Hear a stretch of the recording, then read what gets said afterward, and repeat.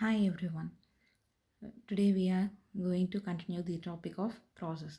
We have seen two types of process, independent cooperative, and the reason for providing process cooperation, and the models of implementing IPC, that is of shared memory and message passing. Now we are going to elaborate shared memory system. In this shared memory, as I said earlier, the same region of memory location will be shared among one or more process which is involved in process cooperation for implementation of inter-process communication. A shared memory region resides in the address spaces of process creating the shared memory segment. Other process which needs the data will communicate using that shared memory segment must be attached to their address space. Then only they can access the data of that memory location.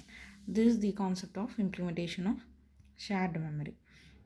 And this the problem which we are going to see example for shared memory implementation is producer consumer problem. In this, producer is nothing but who produce the information which is required by the consumer, and the consumer is nothing but who receives the information from the producer. In this, the producer produces the information or data, and the consumers consumes the information from the producer for the process communication. The producer and consumer must be synchronized, because if producer produces only, then the consumer can consume it.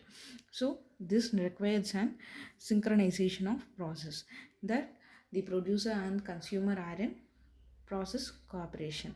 So for this we are implementing the concept of shared memory. That is nothing but if a producer produces the data, he places the data in a specific memory location, and the consumer consumes the data using that from that memory location. That is the concept of producer consumer problem.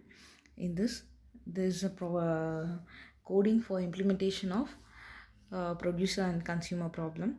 In this, if you see, there is an this part is of producer side. This is for producer and this is for consumer.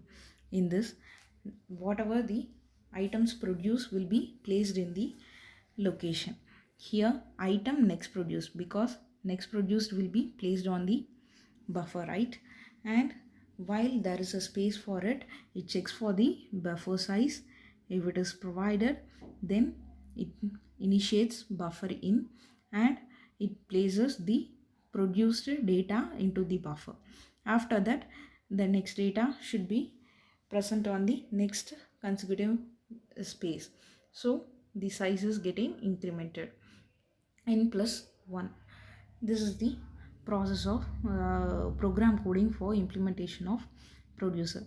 In this, nothing but the data which is produced by the producer will be placed on the buffer, and consecutively after placing in a memory location, the next data should be placed on the next consecutive memory location. So the address is getting incremented. So first the producer completes its process, and then the consumer starts its execution.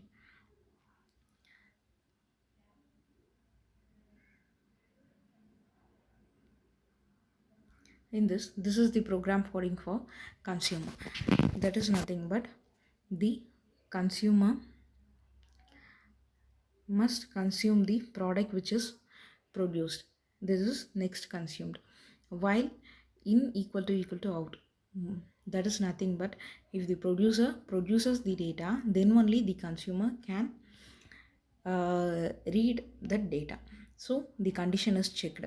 If next consumed equal to buffer it, the producer places using the code buffer in, but the consumer is reading the data from the memory space, so it is buffer out. Then the next thing is The after reading a data, the consumer goes for next consecutive data. So the data out plus 1, that is the buffer size is incremented. This is the consumer coding.